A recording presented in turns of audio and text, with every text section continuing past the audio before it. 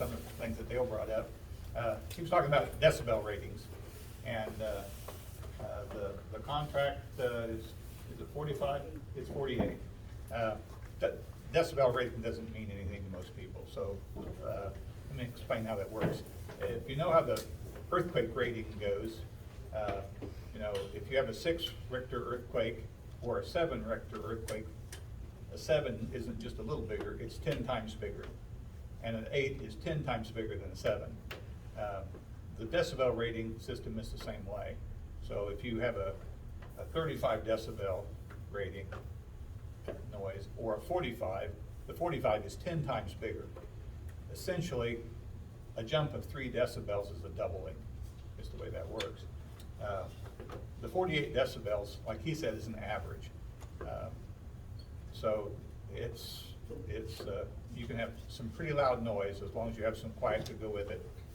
And even in a 1 second period, it's a pretty significant difference because the sound level as the blade passes the turbine tower, there's a spike. Sometimes it sounds like a swish, sometimes it sounds like a bang. It depends on where you are and the direction of the wind. If you're directly behind them, it's a swish. If you're standing off to the side, it's more of an abrupt sound, and you might register it in your ears. But to give you an idea of where that is, most building standards for cities that have building standards say it needs to be quiet enough in the bedroom to sleep at 30 decibels. And since you can expect about a 5 decibel loss through the wall of a home, 35 decibels is where you should have that noise outside of the house. So instead of having 48, which the county agreed to, you need 35. So even if the sound that they made wasn't the whumping, the thrashing sound that you have to average out, the difference between 35 and 48 is really not just a factor of 10, it's really a factor of 20. So it's not just a little bit louder, it's a hell of a lot louder than you can tolerate and sleep easily. The meeting that Dale was talking about when the wind people came to Galesburg and talked to all the county commissioners and 100 people in the community, they were proud of the fact that according to their statistics, a study that was done by the wind industry, only 9% of the people that live in the wind farms can't sleep. Only 9%. And that was the point when I started doing a little more research, because I've been woken up by thunderstorms and things at night and not slept very well at times. And where we live, south of Galesburg, the nearest wind turbine is just a little short of 3,000 feet. And at that distance, Dale at 1,600 feet or whatever, has quite a bit louder noise. At that distance, 3,000 feet, the wind turbine people expected the sound level to be about 38 decibels, basically twice what would be. But we find it to be louder than that. But the other part of it is the sound from wind turbines isn't all in the speaking range, frequency range.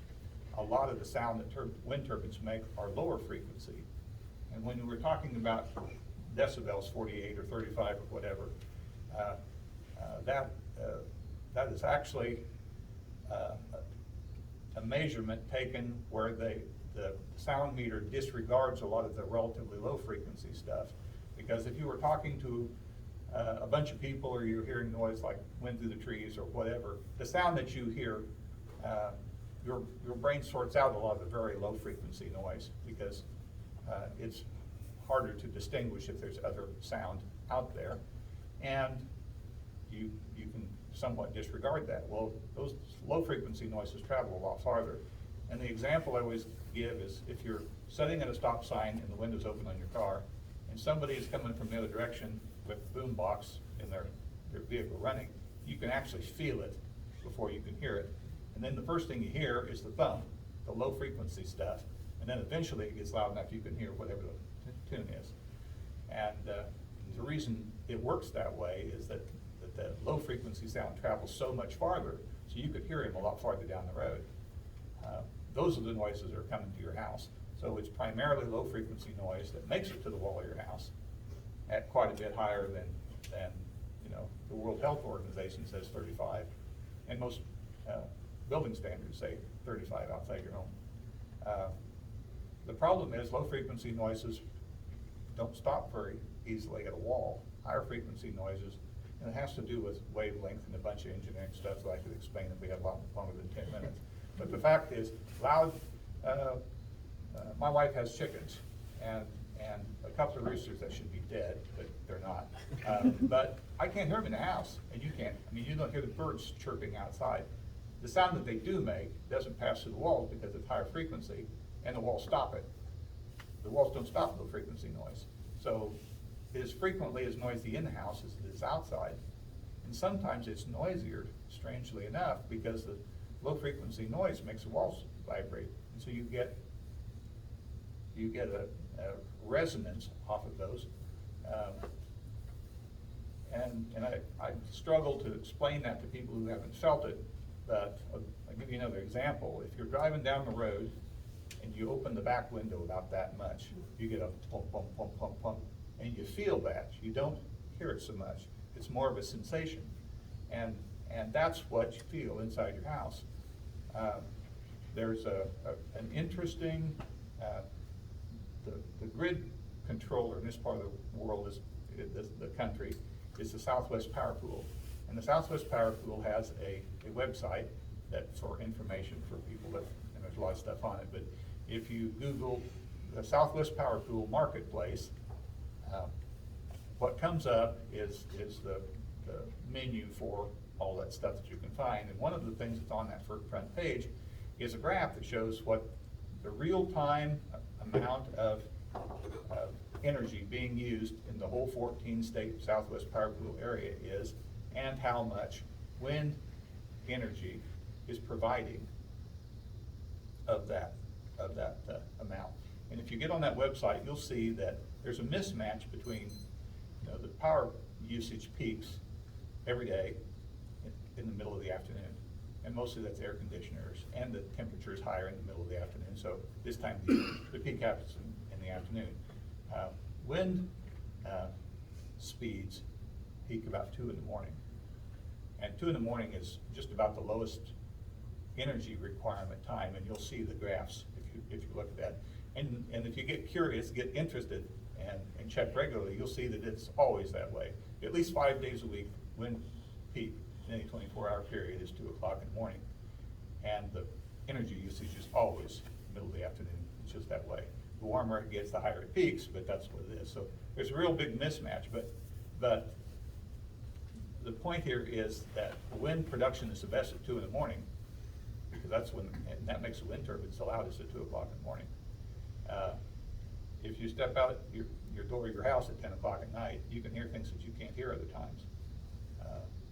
The UP train track that runs through Parsons passes about 7 miles east of my home.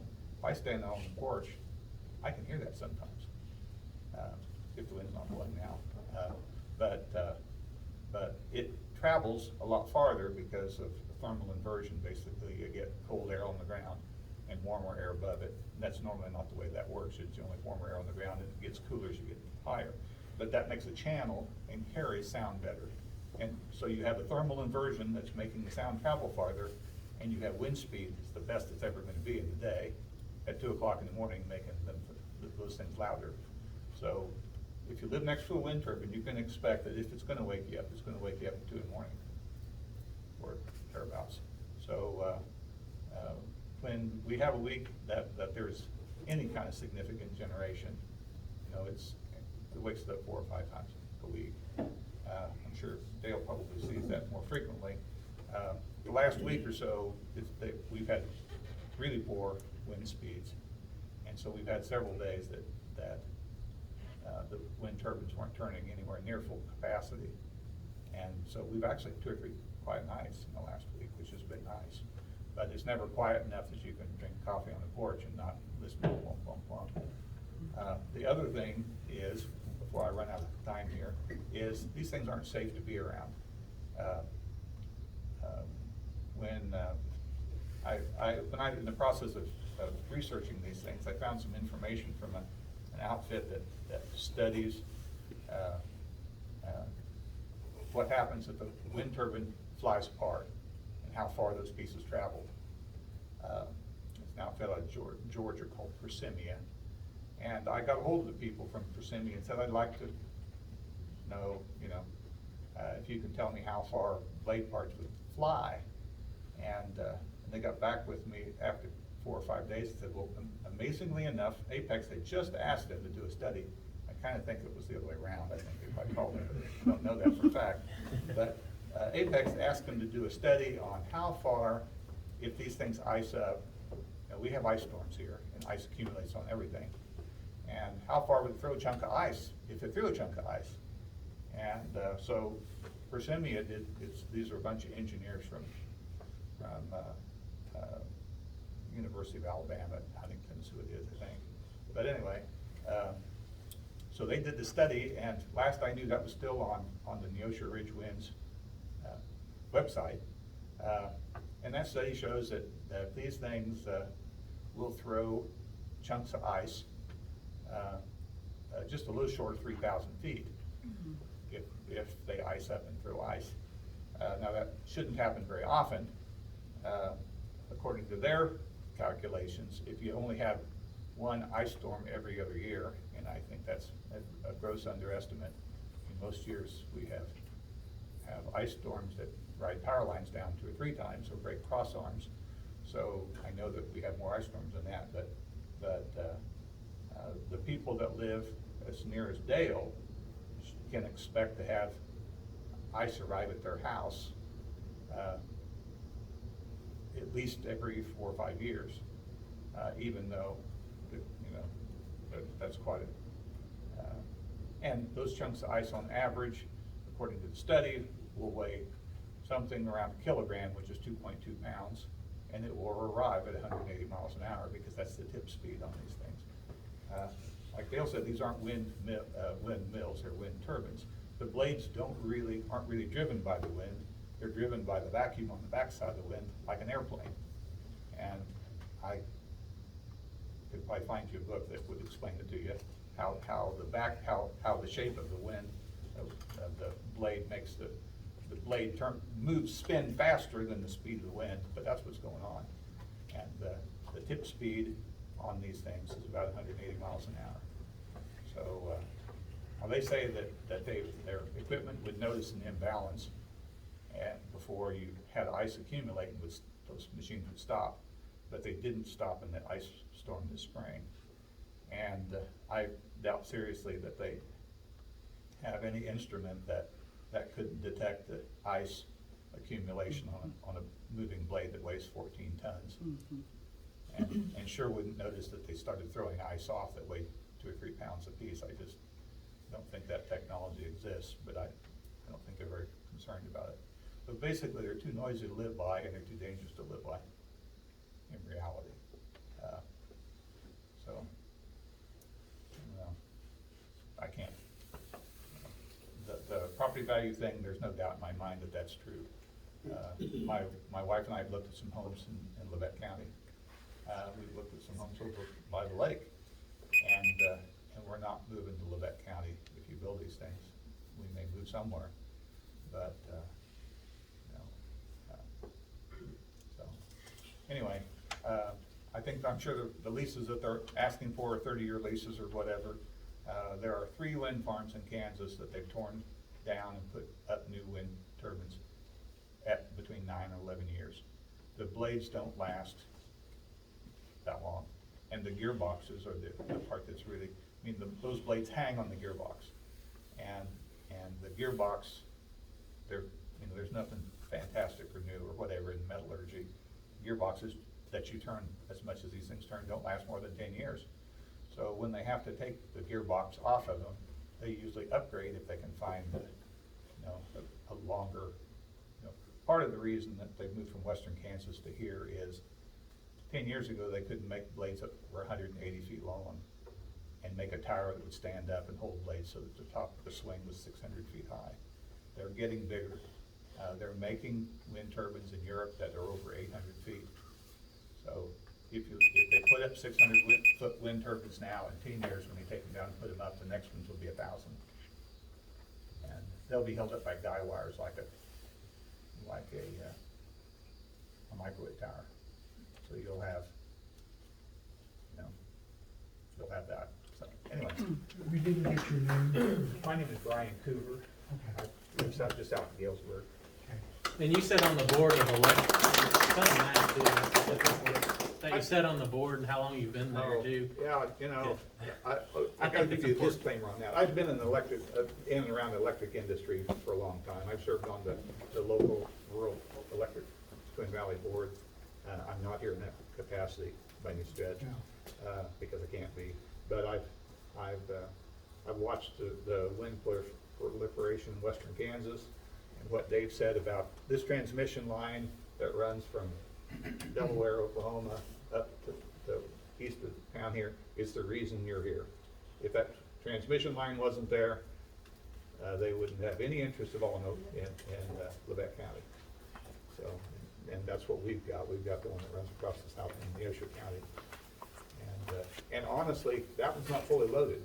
So you let them in here, they'll build another one between there and there. I have a question. You said something about you look at place out at the lake.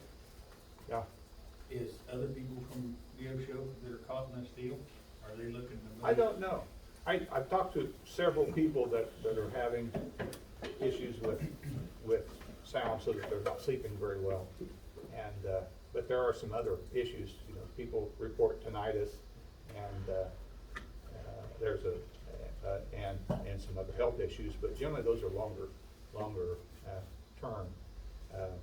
But there's a lot of interesting research. There's a cardiologist out of Des Moines that got interested in looking at them, and he's been, wind turbines are fine as long as you stay at least 3 or 4 miles away from them. There's a guy named Alex Salt, who is a PhD hearing specialist that works for the University of Washington at St. Louis, that didn't have a dog in the fight as far as wind turbines.